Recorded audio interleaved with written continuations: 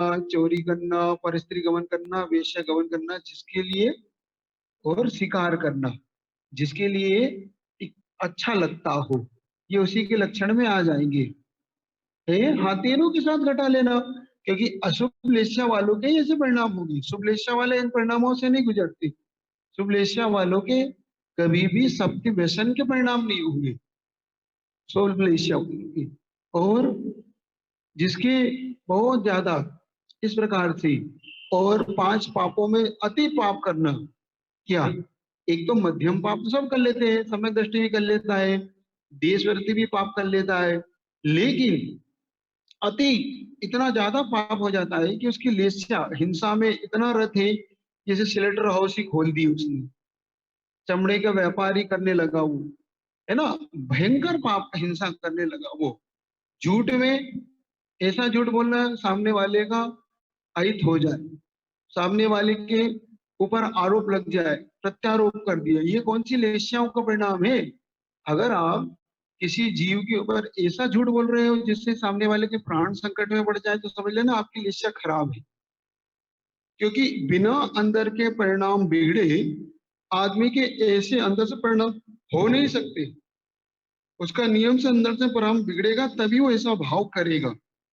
चोरी में, दूसरे के ऊपर चोरी मतलब उसके माल को हड़प लेना, बिना दी वस्तु को ऐंठ लेना, चोरी कर लेना, बिना भूली हुई वस्तु को, रखी हुई वस्तु को, है ना, ये सब चोरी के अंदर। तो ये लेस्याओं में ये सब भी आ जाएंगे। कुशील में सब प्रकार का कुशील, परिग्रह में हर परिग्रह के प्रति उसकी इतनी गृद्धता है कि प्राण ही चले गए। क्या मतलब, जिसकी लेस्यापन बिगड़ेगा उसके अंदर ये जरूर भाव आएगा। तो पांच पापों में अति महापाप,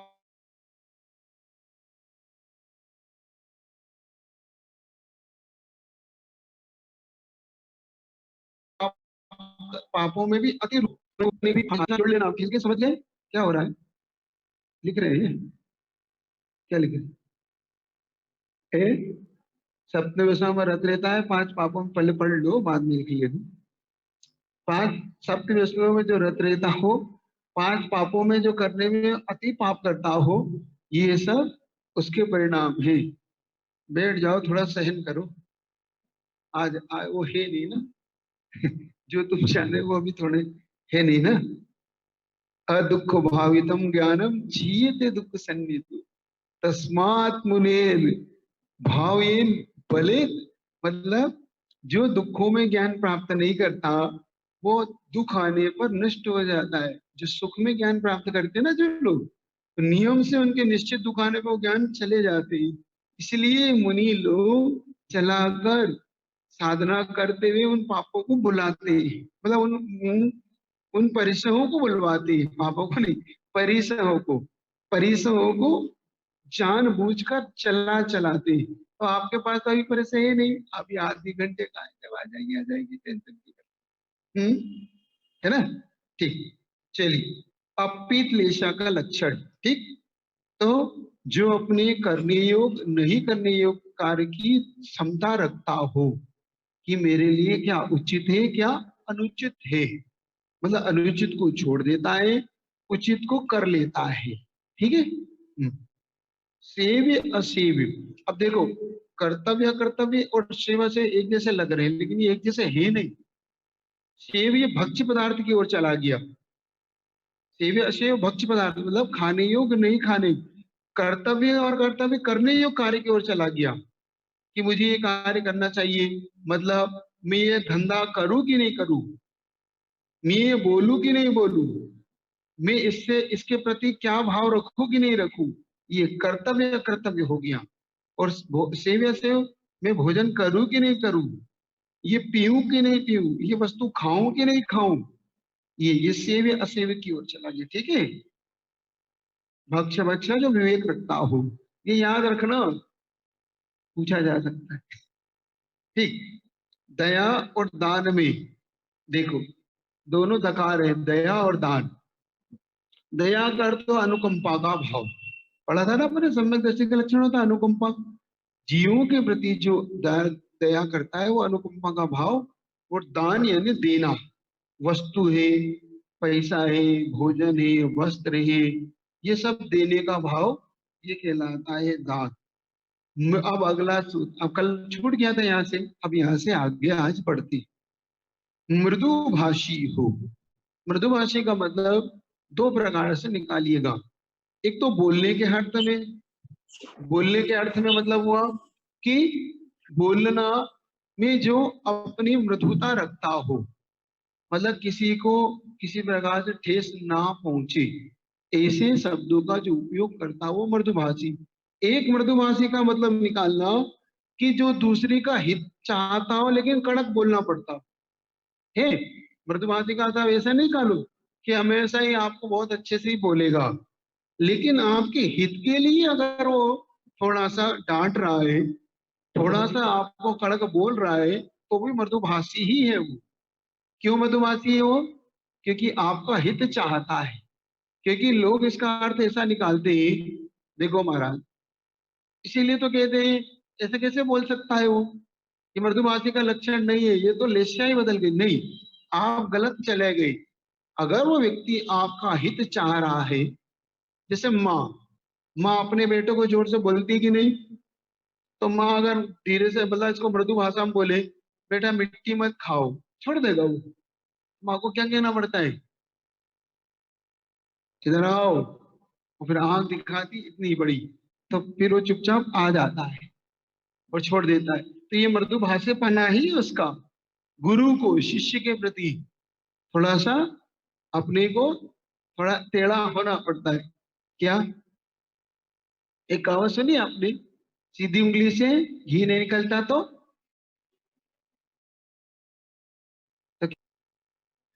सीधी उंगली से घी नहीं निकलता अंकित, इसके उससे थोड़ा सा डांट के पीट के थोड़ा तिरछा होके थोड़ी, अगर अगर इसका अर्थ थोड़ा अलग निकाला जाए तो ऐसे भी निकाला जाता है, सीधी उंगली से घी नहीं निकलता तो टेढ़ी करने का मतलब, सीधी का मतलब हो गया कड़क। सीधी का मतलब क्या हो गया, कड़क। तो आप अगर कड़क है, अगर आप किसी से प्रति थोड़ा सा ज्यादा ही है, तो थोड़ा नरम हो जाइए, झुक जाइए। क्या, अगर कड़कता से काम नहीं हो रहा है तो थोड़ा झुक जाइए, हो सकता है तो आपका काम हो जाए। क्या, क्या, और आपने इसकी परिभाषा ही बदल दी आप लोगों ने। आप लोगों ने इसकी परिभाषा को बदल डाला। दो, दोनों अर्थ निकाल रहे, ऐसा भी तो निकालो कि भैया कड़कता से काम नहीं हो रहा है तो थोड़ा झुक जाओ, नरम पड़ जाओ, हो सकता है इससे काम हो जाए। तो दोनों अर्थ यहाँ पे, कोई बात नहीं, समय के साथ दोनों अर्थ निकाल लेंगे। यहाँ जैसे मृदु भाषा का दोनों अर्थ निकाल ले अपने, मृदु भाषा के दोनों अर्थ निकाले। एक तो बोलने के अर्थ में कि बहुत अच्छे से बोल रहा है, बहुत प्रेम से उससे बात कर रहा है, बहुत अच्छे से उससे व्यवहार कर रहा है। लेकिन जब उसका हित चाह रहा है लेकिन वो गलत काम या गलत बात को या कुछ गलत खाने को नहीं छोड़ रहा है, तो फिर थोड़ा सा माँ को या गुरु को थोड़ा सा कड़क होना पड़ता है। ये भी मृदु भाषा है, लेकिन उनकी लेशा नहीं बिगड़ती। क्या, उनकी लेशा नहीं बिगड़ती। एक बार आचार्य ने बहुत अच्छा कहा, जरूरी नहीं कि संकलेश हमेशा ही गुण स्थान को गिरा देता हो, जरूरी नहीं कि संकलेश हमेशा गुण स्थान को, ये तो तय है कि विशुद्धि गुण स्थान को बढ़ाती है, लेकिन संकलेश हमेशा गुण स्थान को गिराता हो ऐसा नियम मत बनाओ। क्योंकि देखो बहुत लोग कहने लगते हैं, अब महाराज आप गुस्सा कर रहे हो, देखो महाराज, अब महाराज गुस्सा कर रहे हैं, अभी गुण स्थान कैसा रहेगा इनका, ये देखो ये सम्यक दृष्टि है, गुण स्थान कैसे बचेगा इनका। लेकिन लग रहा है वो ऐसा है नहीं, आपको संकलेश लग रहा है। मान लो जैसे माँ होती है, तो बच्चा क्या करता है, जैसे दीपक होता है ना, दीपक छोटा बच्चा होता है 6 महीने साल भर का, तो थोड़ा वो चलने लगता है घुटने के बल। तो जब वो घुटने के बल चलने लगता है तो थोड़ी वो दीपक की लो को पकड़ना चाहता है, तो माँ उसको बचाती है, माँ थोड़ा सा उसको पीछे खींचती है, नहीं नहीं नहीं नहीं नहीं पकड़ते, नहीं पकड़ते। क्या बोलती है माँ, ताता। क्या बोलती है, ताता। ताता मतलब जल जाओगे, बोलते हैं ना, अग्नि है, जल जाओगे। अब वो नहीं मानता और माँ थोड़ी सी दर्द हुई, माँ उसने बच्चे ने पकड़ ली, अब वो जोर से रोया। तो माँ को समझ में आ गया इसने गड़बड़ कर ली। फिर माँ कहती है ले पकड़, पकड़। पहले माँ बचा रही थी, अब कहती है, ले पकड़, पकड़। तो क्या समझ में आ गया ना उसको, आ गया समझ में। अब माँ उसको कह रही पकड़, मतलब संकलेश कर, तो क्या इसका मतलब क्या, नहीं, उसके अंदर कुछ और ही भाव है। तो यहाँ पर हमेशा संकलेश का मतलब बुरा, बुरे परिणाम नहीं होते, गुणस्थान का पतन नहीं होता, ना लेशाओं का पतन होता है। कभी कभी ऐसा उनको करना पड़ता है, क्योंकि आगे जाके जब पांचवें गुण स्थान तक रौद्र ध्यान का वर्णन वो करेंगे, कौन से गुण स्थान तक, रौद्र का, हिंसानंदी, मृषानंदी, चौर्यानंदी, परिग्रहानंदी। अब देखो कहाँ तो हिंसा में आनंद, तो वो गुण स्थान बदल जाएगा, वो अलग हो जाएगा, सब कुछ अलग हो जाएगा। हिंसा चोरी का भाव यहाँ पर अलग हो जाएगा, वो वाला भाव नहीं, क्योंकि उसका तो पहले अनुव्रत है, पहले ही उसने इस पांचों पापों को एक दिवस त्याग कर रखा है। लेकिन यहाँ उसकी प्रक्रिया बदलेगी, कुछ अलग प्रकार से वो बता देंगे, ठीक है। हाँ, दृढ़ता रखने वाला हो, अगला क्या है उसका लक्षण, दृढ़ता। दृढ़ता का मतलब होता है जिस चीज को, जिस कार्य को जिसने ले लिया हो, जिस कार्य के प्रति, अच्छे कार्य के प्रति अगर एक बार समर्पण का भाव लाया तो उसको पूरा करता है, वो दृढ़ता रखता है। ऐसा नहीं क्या करे क्या नहीं, दृढ़ता होती है उसके अंदर। जैसे कुछ गुरुवर ने कह दिया कि ये कार्य करना है सो करना है, फिर कितना ही हो विहार करना पड़े, कैसी भीषण गर्मी में करना पड़े, बुखार में करना पड़े, तो कुछ गुरु अपनी बात पर दृढ़ रहते हैं, ठीक है। ऐसे ही उन्होंने कह दिया बड़े बाबा को स्थापित करना है सो करना है, फिर पीछे नहीं हटना है, फिर कुछ हो जाए, सारी साधना लगानी पड़े तो लगा दी उन्हें। लेकिन के कहने की ऐसा नहीं होगा, पहले तो कह दिया बाद में अब आप लोग देख लो, ऐसा नहीं। पहले तो उनके मुख से वचन निकलता नहीं, निकल गया तो फिर दृढ़ है, नियम ले लिया तो ले लिया। पक्का नहीं आपके जैसे, महाराज जी वो छूट मांगना थी थोड़ी सी, वो क्या वो महाराज जी उसमें तो ले लिया, अब वो रात में थोड़ा सा चल नहीं पा रहा, तो थोड़ा सा फिर से पार की दे दीजिए भाई। ये क्या, किसका अभाव है, दृढ़ता का अभाव, किसका अभाव है ये, दृढ़ता का अभाव। लक्षण वाले कापोत लेशा के लक्षण होते। और भी इसमें पीत पद्म वाले जो लक्षण, इसके साथ मिक्सअप कर लेना, जैसे कम ज्यादा में थोड़ा मिक्सअप हो जाएगा तो ये लक्षण उनके मर जाएंगे, ठीक है। तो आप बताओ जल्दी से, पीत कापोत लेशा के लक्षण क्या है, नहीं पीत लेशा के लक्षण क्या है, जो अपने करने और नहीं करने या कर्तव्य अकर्तव्य को जानता हो, और भक्ष भक्ष सेव और सेव्य को जानता हो, दया और दान में रत रहता हो, और मृदु स्वभावी हो, मृदु भाषी हो, दृढ़ता रखने वाला हो। तो आप लोग सेव और सेव को जानते हैं, अपने भोजन पानी को जानते हैं आप लोग, क्योंकि आप सबकी तो तीर्थयात्रा तो होगी, आप जानते होंगे क्या क्या खाना क्या नहीं खाना, जानते तो होंगे क्या करना क्या नहीं करना। तो जानते हैं कि मानते भी है, मतलब जान नहीं, बहुत से लोग जानते हैं, महाराज जानते तो सब है, हम मानते नहीं है। देखो महाराज आपने जानने को आता तो जान लिया, मानने को थोड़ी कहा था आपने, क्या जानने को कहा था तो जान लिया है। हाँ मुझे कहना था उसका, जैसे कि एक व्यक्ति ने कहा जाओ घोड़े को पानी दिखा लाओ, तो वो गए घोड़े को पानी दिखाए, लोटा लाए, तो उसने पूछा घोड़े ने पानी पिया कि नहीं पिया, पीने की कहाँ शर्त है, दिखाने की थी, तो दिखाए सो हम लोटा लाए, हम पीने को कहाँ कहा था आपने। ऐसे ही आप लोग हैं, जानने को आता हमने जान लिया, हम जान लिया महाराज इसमें मांसाहार है, का पता छोड़ दिया, छोड़ने को थोड़ी कहा था आपने, हमने जानने को हम जान लिया, जान लिया मैगी में मांसाहार है, जान लिया हमने, पार्ले में मांसाहार है जान लिया, कोल्ड ड्रिंक में टॉयलेट क्लीनर जान लिया है, जान लिया कि नहीं, जान लिया हमारा। लेकिन ध्यान रखो, अभी तो हम कहते थे, देखो हमारी बात नहीं मानी नहीं मानी, अब डॉक्टर की तो मानोगे, अब वो कोरोना वालों को कह रहा है मत खाओ, क्योंकि इम्यूनिटी पावर आपका कम होता है, आपकी प्रतिरोधक क्षमता शरीर। सबसे पहले डॉक्टरों के लिए खा रहे हो कि अगर आप pizza, burger, cold drinks, cigarette, drink ये सब पीते हो तो नियम से आपकी अंदर की प्रतिरोधक क्षमता कम होगी और कोरोना अटैक करेगा। हमारी नहीं मानो, कोरोना की मानो।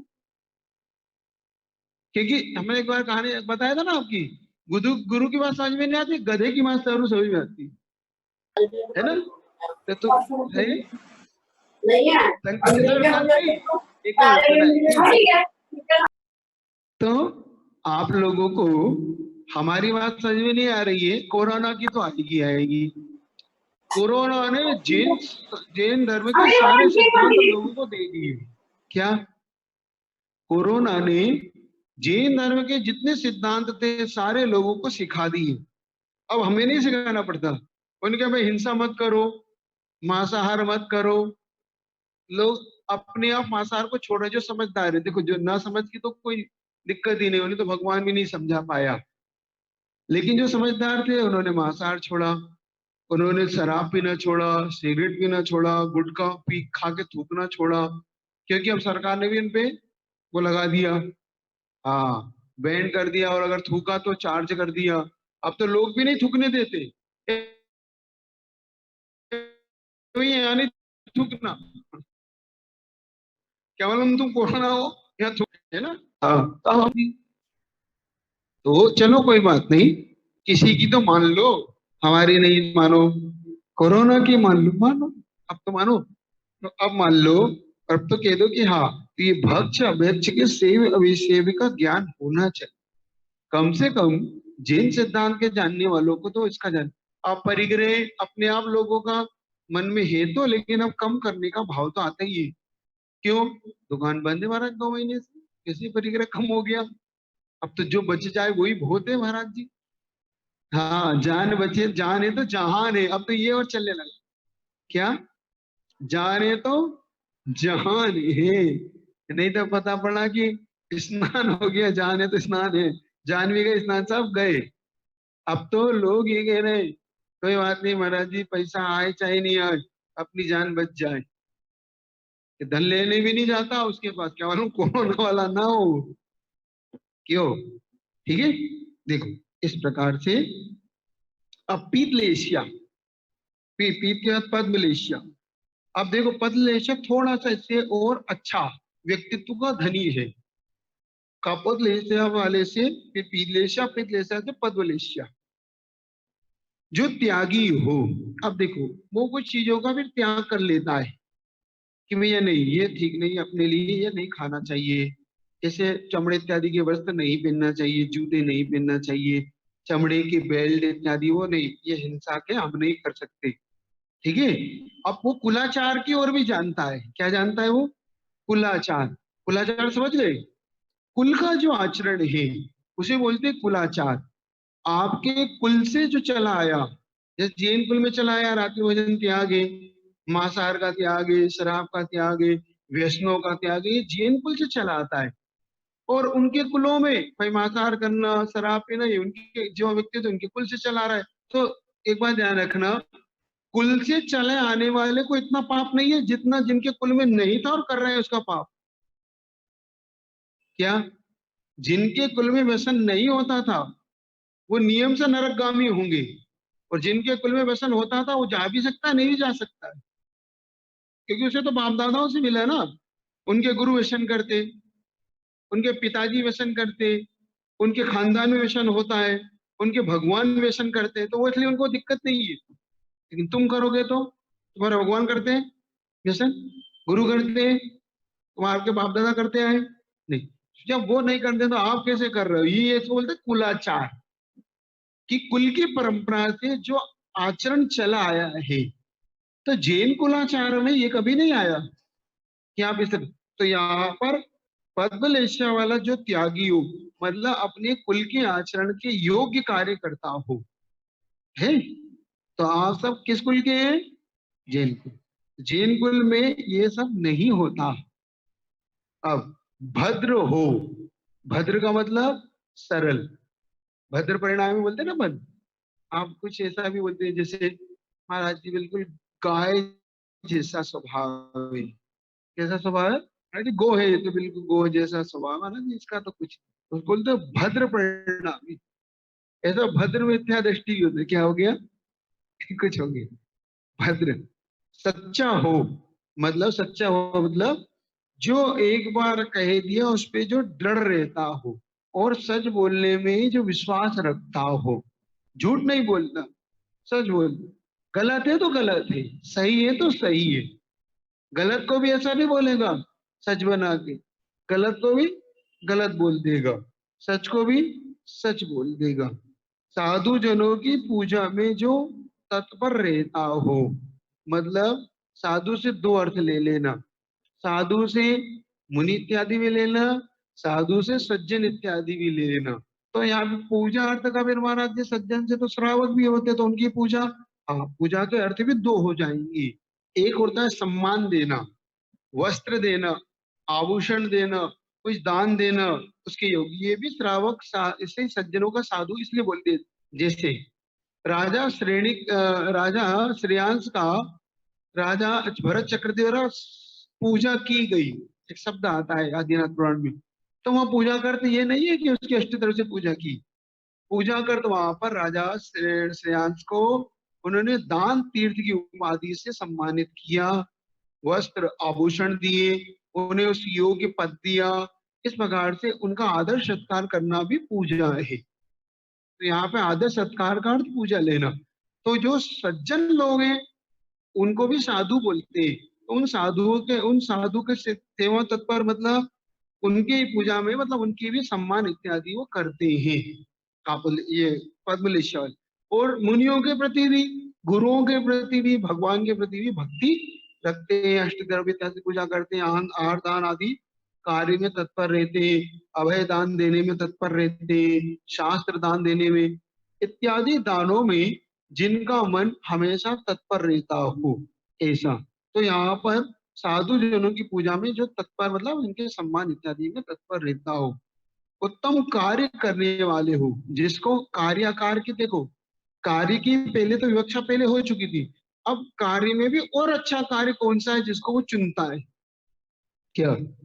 जैसे कि पाप के कार्यों को छोड़ देता है और उसमें भी अच्छे कार्यों को चुन लेता है। पाप को छोड़ने के बाद भी जो कार्य अच्छे हैं उनमें भी और अच्छे चुन लेता है कि ये मेरे लिए पाप देने वाले ना हो, इन कार्यों से मेरे परिवार को इत्यादि को लाभ हो। तो हिंसा आदि से लाभ नहीं कमाना, मुझे मुझे अहिंसा आदि कार्य करके न्याय नीति से कमाना, वो उस कार्य को चुन लेता है। तो उत्तम कार्य करने में जिसकी रुचि हो, जिसका मन हो, आपको समझ आया? बहुत अपराधी, जैसे बहुत अपराध करने वाले और करने वाले को, मतलब उसने हानि भी कर दी सामने वाले ने, बहुत अपराध भी किया, उसके बाद भी उसे क्षमा कर दिया। क्या कर दिया? क्या कर दिया? क्षमा। कि कोई बात नहीं, आगे ध्यान रखो, आप ऐसा मत करो, ऐसा। तो आपको कोई हानि पहुंचाने वाले को आप कर देते होंगे, आप तो, हम्म, आप तो बदला लेते ही नहीं होंगे। महाराज, अपराध नहीं करता तो नहीं छोड़ते हम, तो अपराध करने वाले को तो हम क्या छोड़ेंगे? जो अपराध नहीं करता, बिन कारण ही हम बैर ले लेते हैं, बिन कारण ही उसे हम सता लेते हैं, तो फिर तो अपराध करने पे तो हम छोड़ने वाले हैं उसको फिर, क्यों? अच्छा एक बताओ, सबसे अच्छा तरीका क्या, किसी की गलती को, उसको करने का सबसे अच्छा तरीका क्या, क्षमा करने का? बोलो, क्या किया जाए कि वो उसकी उसको ए, एहसान करो? नहीं, पूछो तरीका उसका। पहली बार दूसरी बार में उसका सबसे अच्छा तरीका है उसकी की हुई बात को इग्नोर कर देना। क्या? उसकी की हुई बात को इग्नोर कर देना, उसकी बात को हमेशा थोड़ा सा अनदेखी कर देना। इग्नोर मतलब है अनदेखी। बहुत बार ऐसा होता है, करना भी पड़ता है। जैसे कि मान लो कोई व्यक्ति हमारे चौके में है, देखो अब चौके में, अब उसने चम्मच गिरा दी, तो एक दो बार तो उसको इग्नोर कर दिया कि भैया अभी एकदम से नया नया है, ये आंखें दिखा दी तो ये ना गिर पड़े क्योंकि एकदम से उसको कह दिया अरे, और इसको बोलते अनदेखी कर देना। अपराध क्षमा कर का और क्या तरीका है? तो सबसे पहले उसकी बात को, सबसे अच्छा है कि उसकी बात को थोड़ा सा एक दो बार, फिर नहीं हो तो एक दो बार संकेत किया, नहीं हो फिर थोड़ा सा और अलग का स्टेप उठाई, लेकिन एकदम नहीं। तो जिनके ये स्वभाव होते हैं वो बहुत अपराध पे भी क्षमा कर देते हैं, बहुत उस पे भी। अब देखो कैसे, आपको पहले ही बताया था पृथ्वीराज चौहान का आता ना, कितनी बार उसने क्षमा किया बहुत अपराध वाले को भी? 16 बार। तो ये उनकी स्वभाव बताता है कि कितनी बार। आप लोग कितनी बार कर सकते हैं? कितनी बार कर सकते हैं? एक बार, दो बार, तीन बार, कितनी बार? बोल, अच्छा आप ही बता दो कितनी बार कर सकते हैं? एक बार भी नहीं? एक बार, दो ए हाँ, मतलब घर का होगा तो एक दो बार मौका दे देंगे, बाहर वाले को कोई मौका नहीं। लेकिन ये घर बाहर वाले का भेद नहीं करता वो, क्या? ये लेशिया वाला सामने वाले को एकदम ठीक है भाई, कोई बात नहीं, सामने वाले को एकदम से पहली बार में तो क्षमा कर ही अवसर दे ही देता है। फिर आगे, फिर जैसे जैसे बढ़ती जाती है, फिर उसे आपसे वो आगे के स्टेज उठाता है, फिर उसे आपसे फिर माध्यस्थ भाव लाता है। क्या भाव लाता है वो? हमारे जो चार भाव है ना, उनका उपयोग करता है वो। उस पे भी अगर नहीं है तो फिर माध्यस्थ भाव लाता है। सतीशु मैत्री पहला भाव, ठीक। दूसरा भाव उसका हो जाता है गुणशु प्रबोधम, प्रबोध भाव लाता है गुणीजनों पे। फिर क्लिष्टेषु जीवेषु कृपा परतम, जो क्लिष्ट है, जो दुखी हैं, बहुत संकट में, उन पे दया भाव रखता है। और विपरीत वृत्तो मध्यस्थ भाव, जो विपरीत है, आप देखो उसमें विपरीत का मतलब राग द्वेष नहीं करता हो, न उनसे राग है न उनसे द्वेष है। लेकिन कुछ लोग राग नहीं करने को द्वेष का अर्थ निकालते हैं। क्या? राग नहीं करने को या उससे बात नहीं करने को द्वेष का अर्थ निकालते हैं। निकालते कि नहीं? निकालते हैं बहुत लोग। जैसे मान लो कोई आपसे बात नहीं करता है, तो आप क्या अर्थ निकालते हैं? इसको मुझसे द्वेष है। आचार्य ने इसमें हाई को लिखा है, असमर्थन विरोध सा लगता, विरोध नहीं। क्या? असमर्थन विरोध सा लगता, विरोध नहीं। क्या मतलब समझ में आ गया? आ गया? नहीं आया? असमर्थन, आपने किसी बात को कुछ कहा किसी से, तो उसने कहा भैया आप हमारी बात का समर्थन करते कि नहीं करते, वो मौन हो गए। ना उसने समर्थन किया ना विरोध किया, तो आपने क्या अर्थ निकाल लिया? से बताओ, कोई आपकी बात पे मौन हो जाता है तो आपने क्या अर्थ निकाला उसका? ये मेरे साथ, मेरे समझ में है कि नहीं है? है? क्लेश रहा है मतलब उसने निकाला अर्थ कि ये व्यक्ति मेरे समर्थन में नहीं है। ये अर्थ उसके निकालने पर उसको अर्थ आएगा ही नहीं। तो आचार्य का असमर्थन विरोध सा लगता, ये व्यक्ति विरोध सा है, विरोध नहीं, उसका विरोध नहीं है। फिर उससे पूछा क्यों आप समर्थन में नहीं? मेरा भैया ना समर्थन है ना असमर्थन है, मेरा कुछ भी नहीं है, आपसे विरोध नहीं है। लेकिन सामने वाला उसका अर्थ विरोध ही निकालता है, उसका अर्थ ऐसा ही निकालता है। आप देख लो, घर में ही देख लो आप, घर में आप कोई बात किसी से कहते हैं और सामने वाले आपकी बात को नहीं स्वीकार करता है, तो आपको क्या लगता है? ये हमारा देखो, ये विरोध कर रहे हैं हमारी बात का, ये विरोध, ये हमारी बात को समर्थन है, इसका मतलब वो अपनी बात को मनवाना चाहता है। समझ गए कि नहीं आप लोग? तो विरोध नहीं है वहां पर। तो इसका नाम माध्यस्थ भाव, इसका नाम क्या है? माध्यस्थ भाव। तो लेशिया का यहाँ पे लक्षण तो ये हो गया पी, पद्म लेशिया। अब आ रही है शुक्ल लेशिया। अब ये और ज्यादा आपके भावों को और आपके ज्यादा भावों को निर्मल बनाने वाली होगी। मतलब इसमें आते आते आपके अंदर या तो ऐसा परिणाम आने लगेगा कि ये तो भैया बहुत ऊंची चीज है, या ऐसा आने लगेगा कि भैया ये हमारे बस की नहीं है। क्या इस लेस्या का व्यक्ति या तो आपकी निगाह में पागल होगा, इस पंचम काल में भी ऐसे व्यक्ति इस संसार में रहने लायक नहीं है, तो आप ये निर्णय ले लोगे, या फिर आप ऐसा निर्णय ले लोगे कि इस काल में शुक्ल लेस्या नहीं हो सकती। ये वाली देखो, अब इसका लक्षण पढ़ रहा हूं। जो पक्षपात ना करता हो। क्यों? जो पक्षपात ना करता हो, मतलब पक्षपात समझ गए, होता ही है पक्षपात तो। अपने वाले के अलग पक्ष होता है, पड़ोसी का पक्ष अलग होता है, और वो दूर का पक्ष थोड़ा अलग होता है कि नहीं होता है? होता है कि नहीं होता है? होता है। आप आप अपने अपने वाले के अगर लिफाफा देते हैं तो, अपने वाले को भोजन कराते हैं तो, और किसी दूसरे को भोजन कराना हो तो, बताओ ना, आपका ऐसा एक जैसा भाव रहता है? नहीं ना, इसी को बोलते हैं पक्षपात। सही में जब लाइन लगी हो अभिषेक की, तो और आपका वाला आ जाए तो आप उसका नंबर और बेचारा पहचान वाला नहीं हो तो ये लाइन में, नहीं नहीं लाइन में, देखिए लाइन में तोड़िए आप, तो हमारा अलग पक्षपात हो जाता है। हालांकि आचार्य रविशरण महाराज ने एक जगह लिखा, पुण्यवानों के साथ साधुओं का ही पक्षपात देखा जाता है। क्या लिखा उन्होंने? पुण्यवानों के साथ साधुओं का ही पक्षपात देखा जाता है। मतलब जो साधु होते हैं उनके पुण्यवान उनकी पक्षपात देखते देखते, मतलब साधु पक्षपात करना चाहता नहीं है, उनका पुण्य उनसे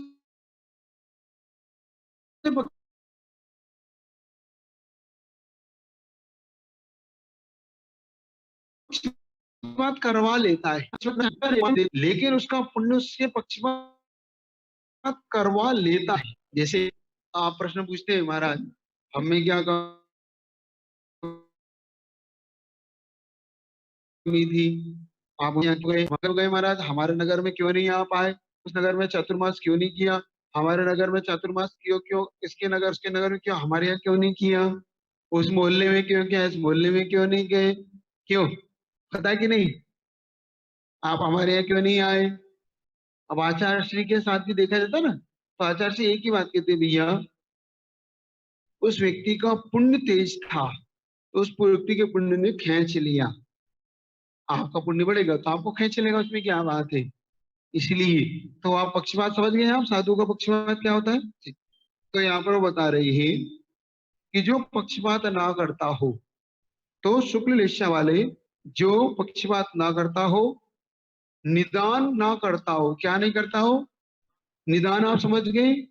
निदान का मतलब होता है हल्का वस्तु को पाने के लिए बड़ा पुण्य लगा देना, बड़े कार्य जिससे आपको मोक्ष मिल सकता हो, उस पुण्य से स्वर्ग की चाह रखना, उस पुण्य की इच्छा से और दूसरे कार्यों की इच्छा रखना, ये निदान है। निदान समझ गए ना आप लोग? आप जानते हैं निदान का अर्थ तो पहले ही बता चुके कि निदान क्या होता है। निदान भी तीन प्रकार का होता है। निदान बंद होता है, निदान सल्ली में होता है, और निदान तीव्र भाव से भी होता है, अलग अलग भाव से। देखो, चतुर्थ स्थान में भी निदान कर लेता है, पंचम गुण स्थान में भी निदान कर लेता है, पहले गुण स्थान में भी निदान होता है। मिथ्या दृष्टि का निदान अलग प्रकार का होगा, सम्यक दृष्टि का अलग प्रकार का होगा। मतलब एक बात ध्यान रखना, जो बड़े बड़े हुए नारायण प्रतिनारायण चक्रवर्ती, जिन्होंने निदान से प्राप्त किया, उन्होंने निश्चित से उसका फल अंत में पा तो लिया, लेकिन उसके फल के स्वरूप बाद में नियम से उनको नीचे की ओर जाना हुआ, अधोगति प्राप्त करना पड़ी उन्हें। देख लो ब्रह्मदत्त, ब्रह्म चक्रवर्ती है ना, शुभोम चक्रवर्ती, ब्रह्मदत्त चक्रवर्ती, ये सब दोनों निदान से बने थे, और निदान से दोनों बनने के बाद दोनों को नरकगामी होना पड़ा। निदान का फल ये है। कभी भी निदान मत मांगो, निदान मत मांगो, तो शुक्ल लेशा वाला निदान से बचता है, सब में समान व्यवहार करता हो, समान व्यवहार पक्षपात एक सी बात मुझे लग रही। समान मतलब सबके पास एक जैसा उसका व्यवहार रहता हो। वस्तु है तो सबके प्रति एक जैसा। इष्ट और अनिष्ट पदार्थ में इष्ट वियोग अनिष्ट योग, समझ गए? इष्ट वियोग अनिष्ट योग, इष्ट पदार्थ अनिष्ट पदार्थ, मतलब मैं पदार्थों में राग द्वेष से रहित हूँ। मतलब अगर उसके लिए इष्ट भी है, अच्छा भी मिला तो भी राग नहीं, और अनिष्ट व्यक्ति भी मिल गया तो द्वेष नहीं उससे। ठीक है भाई, मेरे कर्म का उदय है, क्या चिंतन करता है वो? कि मेरे कर्म का उदय है। स्त्री पुत्र मित्र आदि में स्नेह से रहित हो। स्नेह का मतलब यहाँ पे मोह लगा लेना। क्या लगा लेना? मोह। मोह का मतलब उसे अगर छोड़ना पड़े तो उनको बिना मोह के छोड़ देता है। मतलब मान लो, आपको तो एक कहानी है, बहुत सुनते भी है, आपने भी सुनी होगी, कि जैसे किसी व्यक्ति के प्राण किसी में होते हैं तो अलग अलग प्रकार से हो जाते हैं ना। मान लो इधर बेटे को बुखार आया आपकी, तो उधर आपका तबीयत भी बिगड़ने लगती है। पति को अटैक आया तो आपको भी हालत कैसी होने लगती है आपकी। तो ये क्या बता रही है? ये उस स्त्री पुत्र मित्र में होने वाले मोह की संज्ञा बता रही है कि उनमें होने वाला परिणाम आपके परिणामों से वैसा हो रहा है। ठीक। तो यहाँ पर वो बता रहे हैं कि जिनकी शुक्ल लेशिया है उनमें स्नेह से रहित का मतलब ये नहीं कि उनके प्रति कोई उपेक्षा का भाव या उनके प्रति कोई द्वेष का भाव। स्नेह मतलब ऐसा स्नेह नहीं जिससे अपना मरण हो जाए। उनका वियोग होने पर, उनके दूर जाने पर अपना मरण हो, ऐसा वियोग नहीं। यहाँ पर स्नेह का मतलब उनके प्रति राग इतना नहीं होता, एक कर्तव्य का बोध होता है। क्या होता है इनका? कर्तव्य, कि मैंने गृहस्थी बसाई है तो मेरा क्या कर्तव्य है इनके प्रति, उतना। लेकिन ऐसा नहीं कि आप इसकी आड़ में दूसरा काम करो। क्या? हमारा आपसे इसलिए नहीं, और आप कर्तव्य को भी छोड़ दो, ये नहीं। दोनों में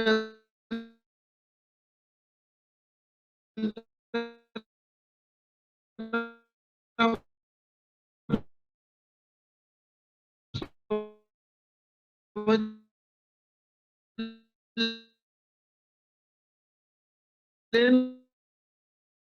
लेना। इसमें